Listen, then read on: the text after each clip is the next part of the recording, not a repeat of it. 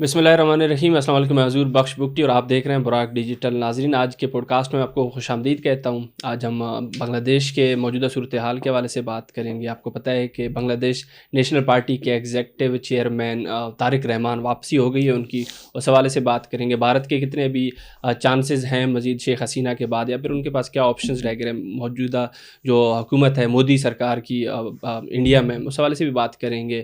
اور آگے چل کے آپ کو کوشش کریں گے کہ بلوچستان کے حوالے سے بھی دیگر چیزیں بتائیں. آپ کو پتہ ہے کہ کولو میں آپریشنز ہوئے ہیں, پچھلے دنوں کلات میں بھی ہوا تھا, تو یہ ساری چیزیں ہم ڈسکس کرنے کی کوشش کریں گے اور مزید نئی چیزیں جاننے کی کوشش کریں گے اپنے گیسٹ سے. ساری چیزوں پر بات کرنے کے لیے اسٹوڈیو میرے ساتھ موجود ہیں شیر سیالوی صاحب, ہم سے بات کرتے ہیں. شیر بھائی خوش آمدید. جزاک اللہ جزاک اللہ. شیر بھائی, سب سے پہلے تو میں طارق رحمان کی واپسی پر آپ سے سوال کرنا چاہوں گا, کیونکہ آپ کو پتہ ہے کہ وہ ایک اہم کردار رہیں گے ابھی بنگلہ دیش میں. ان کے آنے کے بعد مودی سرکار کی کتنے چانسز ہیں, یا پھر ان کے لیے کتنی بڑی مشکلات بن سکتی ہے بنگلہ دیش میں. اور ایک دوسری چیز, شیخ حسینہ کے بغیر بنگلہ دیش میں بھارت کی کوئی آپ کو ان کے لیے کوئی اور آپشن دکھائی دیتے ہیں؟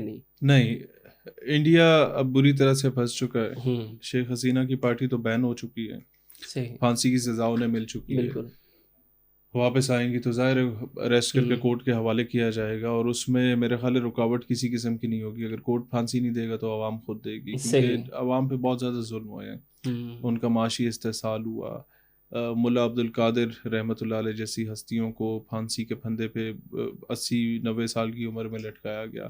جن لوگوں نے الشمس البدر بنائی تھی, جن لوگوں نے پرو پاکستان تھے, جو لوگ تقسیم نہیں چاہتے تھے, جو لوگ تقسیم کے بعد بھی نفرتیں نہیں چاہتے تھے, جن لوگوں نے پاکستان کے لیے کسی دور میں قربانیاں دی تھیں, ان سب کو چن چن کے شہید کیا گیا. جماعت اسلامی جیسی جماعتیں جو بنگلہ دیش کی ہیں, جو پیورلی پاکستان کے لیے وہاں کام کر رہی تھیں, ان کے لوگوں کو لیڈرشپ کو اٹھایا گیا. پھر سب سے زیادہ مسئلہ یہ بنا کہ مکتی بانی کے جتنے غدار تھے ان سب کے بچوں کا کوٹا رکھا گیا, پھر ان کے پوتوں پوتیوں کا کوٹا رکھا گیا. وہ نااہل ہیں, وہ انہیں کچھ نہیں پتا, وہ سکے ان پڑھ ہیں, پھر بھی سرکاری نوکریاں انہیں ملتی تھیں. یہاں تک کہ کوٹا جو ہے وہ 60-70% تک چلا گیا. تو عام بنگالی اسٹوڈنٹ جو محنت کر رہا ہے, جدوجہد کر رہا ہے, جس نے اس وقت بغاوت کی تھی 1970 کی یا 65 کے بعد کی دہائی میں کہ ہمیں مغربی پاکستان کے کچھ سیاسی جماعتیں, کچھ حلقے ایسے ہیں جو ہمارے حقوق سے ہمیں محروم رکھ رہے ہیں, وہی سوچ آج بھی پائی جاتی ہے. اس سوچ نے اس مکتی بانی کی سوچ سے بغاوت کی. پھر صحیح جس طریقے سے تب مینیج نہیں کیا گیا تھا صحیح طریقے سے, اور انڈین سازش بیچ میں آئی. اس وقت سوشل میڈیا کا دور تھا. ان نسلوں کو جب پڑھایا جاتا, دیکھیں کچھ چیزیں اس طرح ہے کہ جن کے خلاف آپ جتنی نفرت عوام میں بڑھائیں گے, عوام میں ایک تجسس پیدا ہوتا ہے. آج کے دور کی جو جن زی ہے نا, آج کی جنریشن ہے, اس میں ایک تجسس رہتا ہے. اگر آپ سارا دن میڈیا پہ کہیں گے کہ شہید برا ہے برا ہے برا ہے, تو لوگ ایک بار مجھے گالی دیں گے, دوسری بار گالی دیں گے, تیسری بار مجھے سرچ ضرور کریں گے, اور پھر دیکھیں گے کہ میں واقعی برا ہوں یا نہیں. اور جب انہیں اندازہ ہوگا کہ برا ہے تو ٹھیک ہے, 4 گالیاں اور دے دیں گے. جب انہیں ہوگا کہ یار یہ برا نہیں ہے, تو پھر وہ سر دھڑ کی بازی لگائیں گے, مجھے اچھا پروف کرنا ہے میں کہ ہم لوگ اس گناہ میں شامل تھے اسے برا کرنے کے.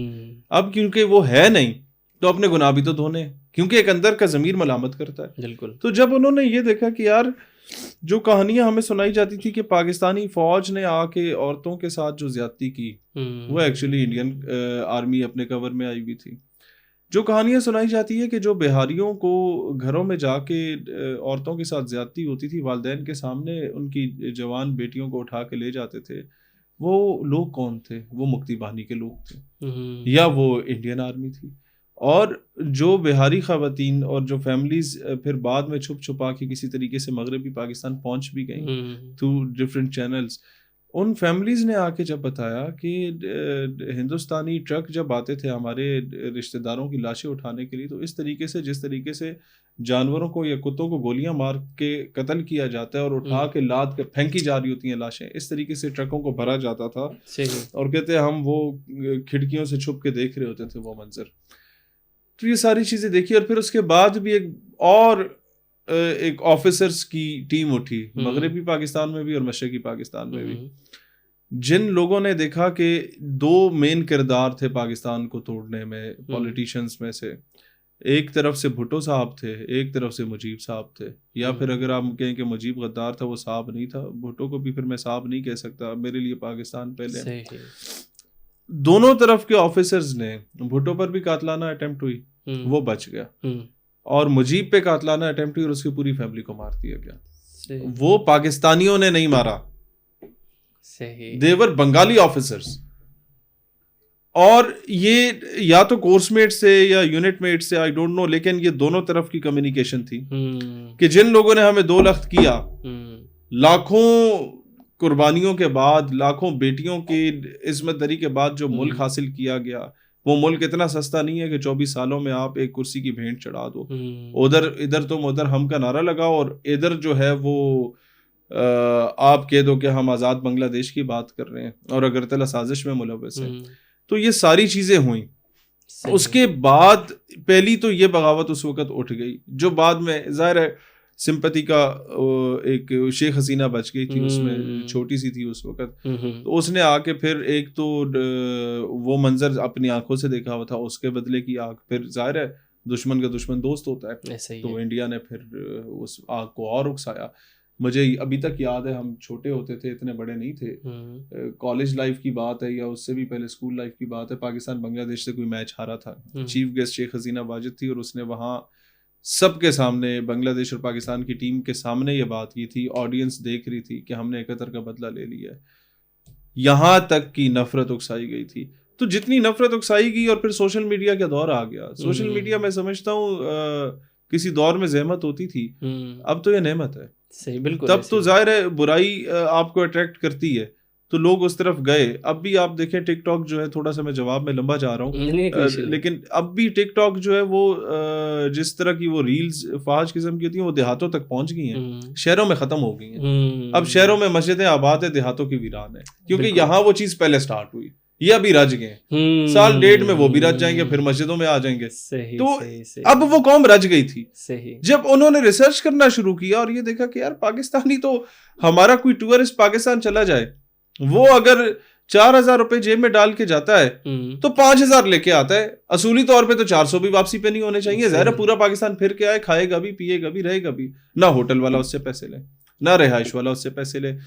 کہیں پر پمپ پہ جائے تو وہ کہیں پر اس پمپ کا اگر مالک بیٹھا ہوا ہے, اسے پتہ چلے کہ بنگالی ہے تو وہ پیسے نہ لے. کوئی پاکستانی دیکھ لے کہ بنگالی ہے, وہ پیسے دے دے. لوگ روک کے اس کا ٹائم بھی ضائع کرتے, زبردستی بٹھا دیتے, نہیں یار please have a cup of tea with me. پٹھانوں کے پاس جائے, وہ کعوے پلا رہے ہیں, کھانے کھلا رہے ہیں, دمبے ذبح کر رہے ہیں. کہ اچھا بنگلہ دیش سے آئے ہو, ایک آنکھوں میں ایک چمک بھی ہوتی ہے, آنسو بھی ہوتے ہیں اس کو سرو کرتے ہوئے. جب وہ تو ایک بندے کو سرو کیا جا رہا ہوتا ہے, لیکن حقیقت میں وہ ملینز آف بنگالی سرو ہو رہے ہوتے ہیں جب وہ ویڈیوز جاتی ہیں کہ نہیں یار پاکستان تو ویسا نہیں ہے جو ہم نے پڑھا تھا, تو کچھ تو غلط ہے جو تاریخ میں لکھا گیا ہے. صحیح بات ہے. تو تاریخ کو تو مورخ اپنے انداز میں لکھتا ہے, جہاں سے مورخ کو آتا ہے پیسہ, اور پھر جو فاتح ہوتا ہے وہ تاریخ اپنی مرضی سے لکھتا ہے. صحیح. اس دور کے فاتح ہم نہیں تھے انفارچونیٹلی. سازش تھی, جو مرضی تھا, فاتح ہم نہیں تھے. ایلیمنٹ بہت زیادہ. اور پھر جب انہوں نے نصیر ترابی کی نظمیں پڑھی کہ وہ ہم سفر تھا مگر اس سے ہم نوائی نہ تھی, کہ دھوپ چھاؤں کا عالم رہا جدائی نہ تھی, اور پھر بہت ہی انتہا کی وہ بات کہ بچھڑنے عداوتیں تھیں, تغافل تھا, رنجشیں تھیں, مگر بچھڑنے والے میں سب کچھ تھا, بے وفائی نہ تھی. جب یہ دیکھیں کہ یار نہیں وہ تو روئے ہیں اور بے انتہا روئے ہیں, دل خون کے آنسو رویا مغربی پاکستان والوں کا, تو پھر انہوں نے ریسرچ شروع کی.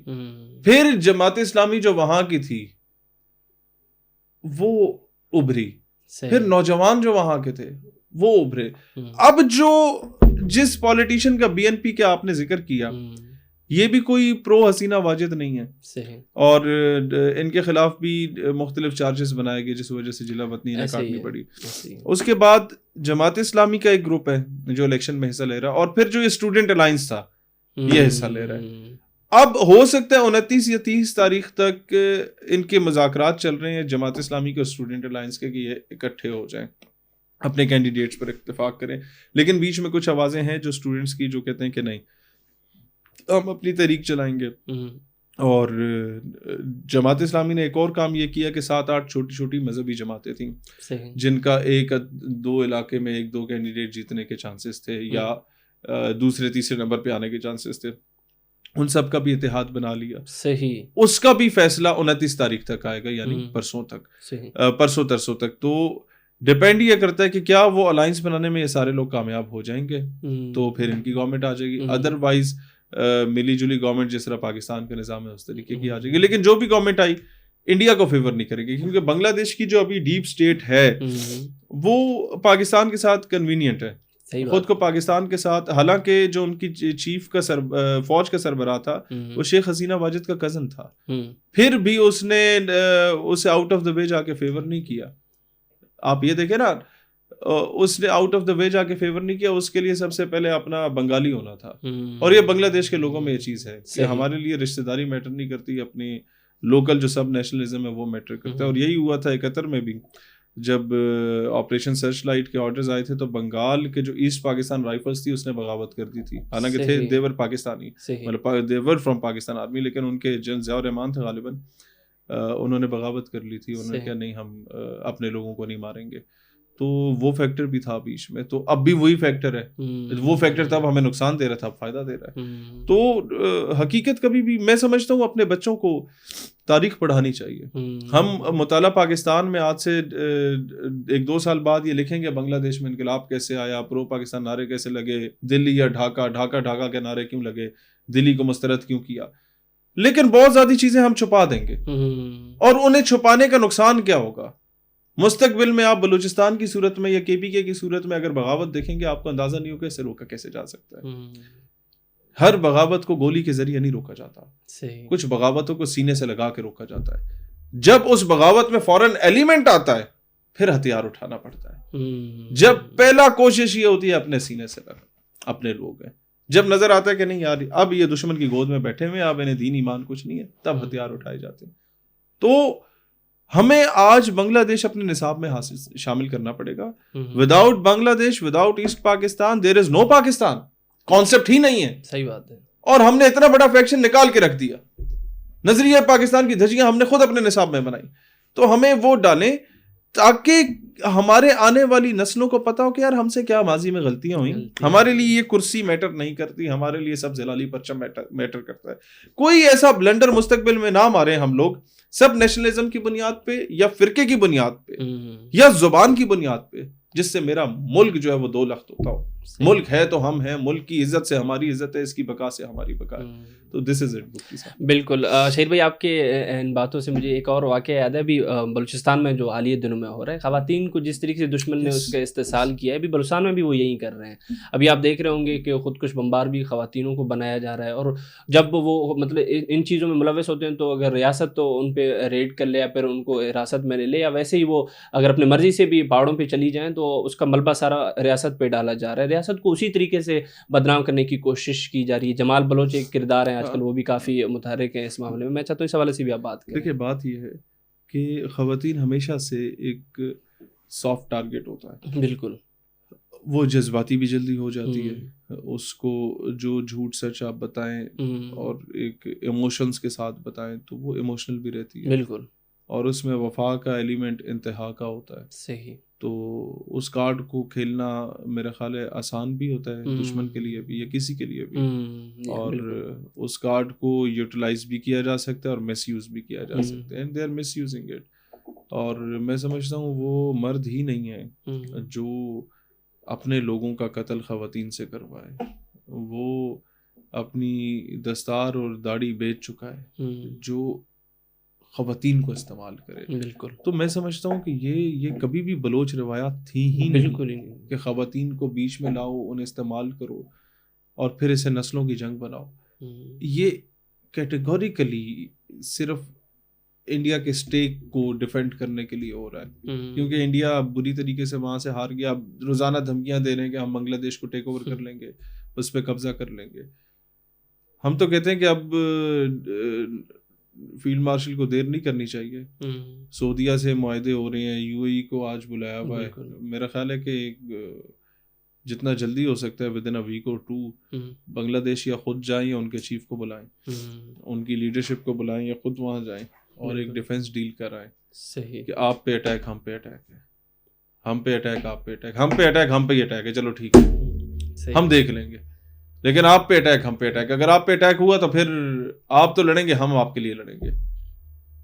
اگر یہ ڈیل کریں نا کہ یار صرف اس حد تک ہے کہ آپ پہ اٹیک ہو گیا تو ہم سمجھیں گے ہم پہ ہوا, ہم خود مینج کر لیں گے, تو بنگالی اس چیز کا بڑا ریگارڈ کریں گے.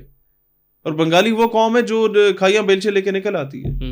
ہم نے تو یہاں پٹھان دیکھا نا کہ آخری حد تک لڑتا ہے, یا وہ سکھ دیکھا ہے, وہی بنگالی ان سے 2 ہاتھ آگے. اس نے 4 بار آزادی حاصل کی ہے. بیفور پارٹیشن 47 سے پہلے ایسٹ اینڈ ویسٹ بنگال والی پارٹیشن آزادی حاصل کی, پھر 1947 والی پارٹیشن, پھر 1971 والی آزادی, اور پھر اب والی آزادی.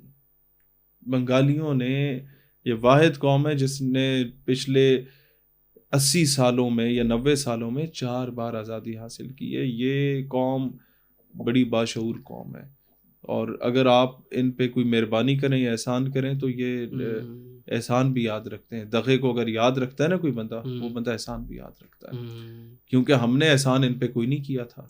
جتنے احسان تھے وہ انہوں نے ہم پہ کیے تھے. 24 سال تک ہماری معیشت بنگالی چلا رہے تھے. ہمارے یہ جو کہتے تھے نا اسلام آباد کی سڑکوں سے ہمیں پٹسن کی بو آتی ہے, وہ درست کہتے تھے. آج بھی اسلام آباد کی سوائل میں پٹسن ہے. The jute of the soil of Pakistan contains the jute of Bangladesh. تو ایک بار ہمیں بھی بسم اللہ کرنی چاہیے. وہ ہمارے بھائی ہیں, انہیں اس مشکل گھڑی میں تنہا نہیں چھوڑنا چاہیے. انہیں کیا آپ اپنے فری اینڈ فیئر الیکشن کرائیں, جو کریں آپ کے انٹرنل میٹرز ہیں, لیکن ایکسٹرنل میٹرز میں کوئی آپ سے پنگے بازی کرے گا, خود کو اکیلا نہ سمجھو, تمہارا بھائی تمہارے ساتھ کھڑا ہے. اینڈ اسٹاپ سیئنگ کہ ہم تمہارے بڑے بھائی ہیں, ہم بھائی ہیں. اگر انہیں بھی بڑا بھائی ماننا پڑے نا, مان لو. ذرا سا جھک جانے سے اگر آپ کا گھر ٹوٹنے سے بچ جاتا ہے نا, تو جھک جانا چاہیے. اکثر آپ نے دیکھا ہوگا کہ بڑے وہ باتیں کر جاتے ہیں چھوٹوں کے ساتھ جو بڑوں کو ان کی شان بھی نہیں ہوتی, اور آپ کہتے ہیں کہ یار یہ اتنا کیوں اپنے لیول سے گر رہا ہے, لیکن انہیں گھر بچانا ہوتا ہے. صحیح بات ہے. تو ہم نے اگر امت کو بچانا ہے, گھر کو بچانا ہے, امت کا 1/3 تو پاکستان اور بنگلہ دیش ہے. 1.25 ارب امت ہے, تو 25 کروڑ ہمیں, 50 کروڑ تو ہمیں. تو میرے خیال ہے اس طرح کے فیصلے کرنے پڑیں. بالکل صحیح بھائی. آخر میں ایک اور چیز بھی ایڈ کرنا چاہوں گا بلوچستان کے حوالے سے بھی, کیونکہ ہمیشہ سے ہم بات کرتے ہیں. تو سیکورٹی فورسز نے کافی اچھی کارروائیاں کی پچھلے کچھ دنوں میں. اس میں بھی جو حالیہ کارروائی ہے وہ کولو میں کی ہے. 7 کے قریب تقریباً خوارجوں کو ہلاک کیا, اور اس کے بعد کافی اسلحہ بھی برآمد ہوئے. ان کارروائیوں کو آپ کیسے دیکھتے ہیں؟ دیکھیے کارروائیاں تو چلو ہوتی رہتی ہیں, سوال یہ کہ وہ ان خارجیوں کے پاس, دہشت گردوں کے پاس اسلحہ آیا کہاں سے؟